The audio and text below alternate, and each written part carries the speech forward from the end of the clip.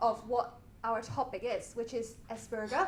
So because we want them to be able to let us know where their level is. So it's like, because we want them to produce some sentences or some short paragraphs to indicate the use of on the contrary and on the other hand. So we want to provide them a context so that they can be able to construct sentences within the topic.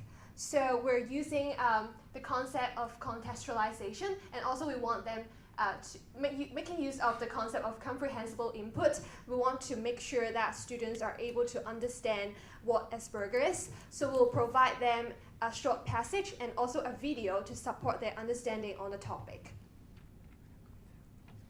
Here is the example. And the second step, which we did a little bit of modification on the steps, it is the part we extracted lines from the corpus, because when we're trying to find the information for on the contrary and on the other hand, which students need to distinguish the meaning of the clauses, it is very long. So we decided to help them to extract some lines from the corpus so that they can read on the worksheet directly. And for this case, we're trying to use the corpus as a tool and to let students take the responsibility for their learning. So the teacher will be the facilitator in this case. The third step will be hands-on corpus search.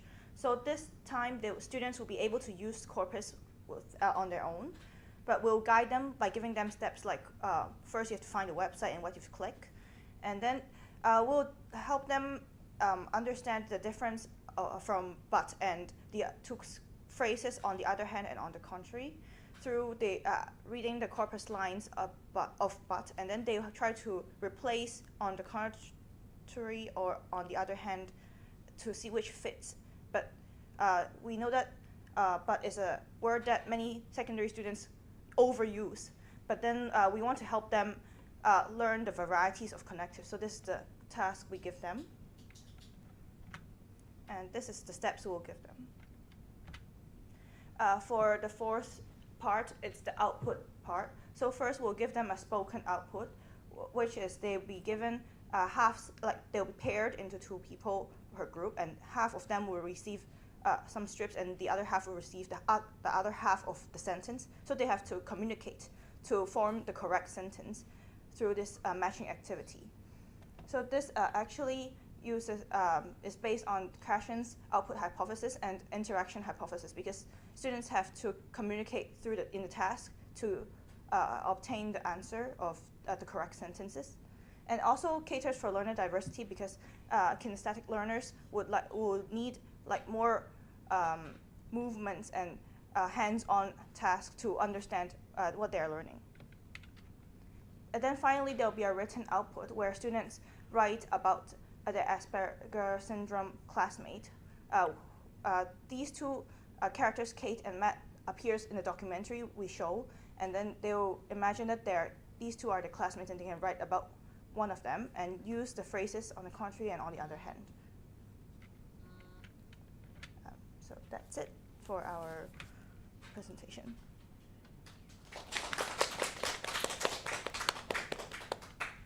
Okay, so do you have any questions to ask the audience? We would like to know if we should incorporate some vocabulary learning theories, because this is a vocabulary competition, like the theme of it's vocabulary, so should we incorporate some of that? You mean whether you should introduce some vocabulary learning theories to students? No, our design of the lesson should base on some vocabulary learning teaching theories. Should be based. Yeah. Well, but I think teaching is practical, right? Yeah. So we try to, in our design, I think it will be reflected by some theories we have learned. Mm. But personally, do you think that you have already done so? Yes or no? Some. Some. I think, well, we don't need to make these theories explicit to students. The students will not be interested. Yes. As teachers, we should have this knowledge. Mm. So if you are confident, then it is okay. Okay. Thank you. You know, if you introduce theories to students, they wouldn't be Of course. interested. Yeah. Yes. Okay. Okay. Unless you are teaching like a subject knowledge. You know, but now your focus is teaching language. Okay. So other questions?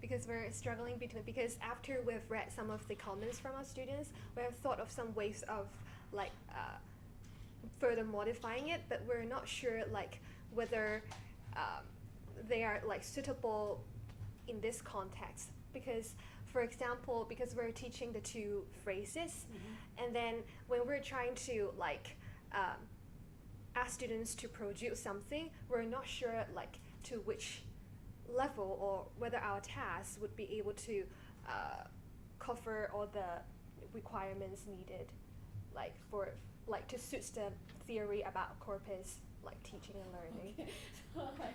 So I think actually, theories are used to inform teaching, right? Yeah. But it doesn't mean that you should dictate our teaching, right? I think there are many elements, you know, to make a teaching successful, right? Yeah.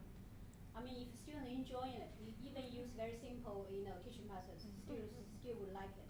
Yeah. Okay. So I think when you, you know, obviously you receive some comments from other groups, so you have to judge whether you know you're going to, you know, address these comments or not. You know, because obviously you understand better, you know, the whole context and your target students. You know, so you have to make this kind of a you know, decision. Okay. There's no need to address all the comments. Okay. Right. All right. Now, any comments for this group? Design?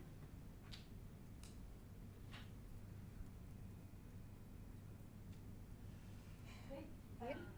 Yes, I comment on this design. Yep. And after reading the design activity, I still find it hard to distinguish because they say that one is about the opposite meaning and the other is about the opposite difference. I think meaning and difference are two abstract words, and so they are still very similar. Yeah, well, I actually read your comment, but I think it is actually like a misunderstanding because students are supposed to underline or circle opposite meaning or just difference. So because on the contrary suggests something that is like really opposite in front of it and after it, but like on the other hand it's just difference, but it may not be like opposite. Contradictory. For example, you can say I like music, and on the other hand Charlene like art, so it is not opposite, but it's just different in some way.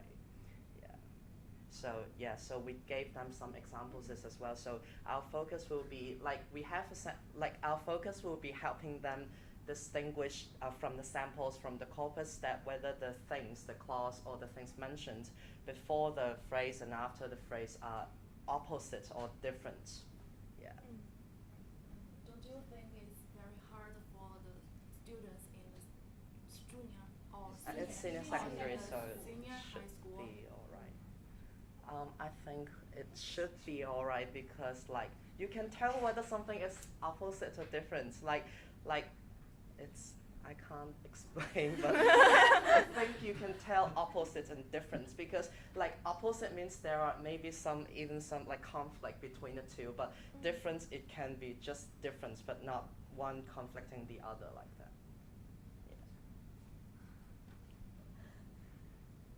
Okay. Do you have other comments or questions?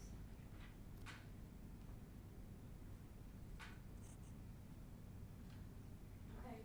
Maybe I just have two comments. First, I welcome the change to my framework. As I said in my I think workshop. Okay, this is not the only model. Actually, I want you to explore more ways. You know, to how to use corpus knowledge and tool skills to design effective learning teaching materials. Okay, so please feel free to do so. Okay, you can be more maybe revolutionary. You know, propose a completely new framework model. I would be happy to see that. Okay, all right.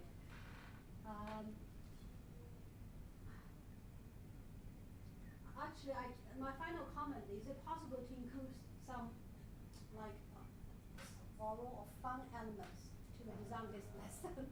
I know, I mean, it's quite senior secondary school students. You are very serious, you know. Maybe to help them to improve the academic writing, you know. But don't forget, you know, with some fun elements, students will be more motivated. Right? Sure. Thank you. Thank you. Okay. Our last group, 12 here. 11? Is 11 here? Oh, you're 11. You're 11.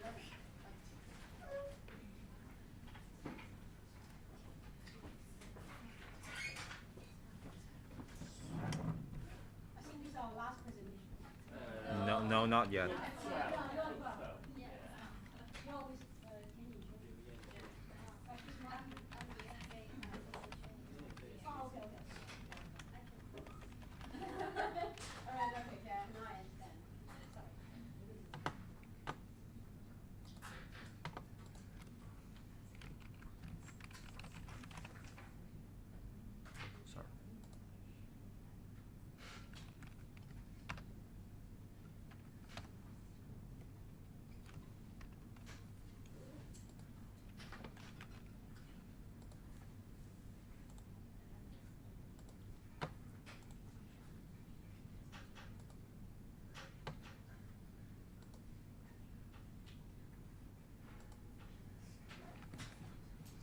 Okay, so hi everybody, good afternoon. We are group 11 and we're Kevin and Angel. So, another Angel, of course. Okay, so the words we teach are farther and further. The target students are from senior high school and we use COCA as the corpus. Okay, so first we actually implemented the 4 principles: test students' knowledge, hands-on corpus searches, inductive discovery, and output exercises.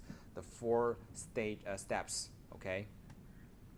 All right, let's come to the first step. Wait a sec. Okay, the first step is to test students' knowledge. We use fill in the blanks to test their background knowledge. So as we know, the first time that farther and further are introduced maybe when we teach comparative form of far. Okay, so the teacher will say there are 2 comparative forms of far. One is farther and the other is further. But students would get confused. What's the difference? Okay, so we need to test their knowledge first. Actually, we can see that there are some distractors from here, such as loud, high. So these are to test their background knowledge of comparative form, and there are others to test the difference of farther and further. As we can see, there are 4. So this is actually a transition.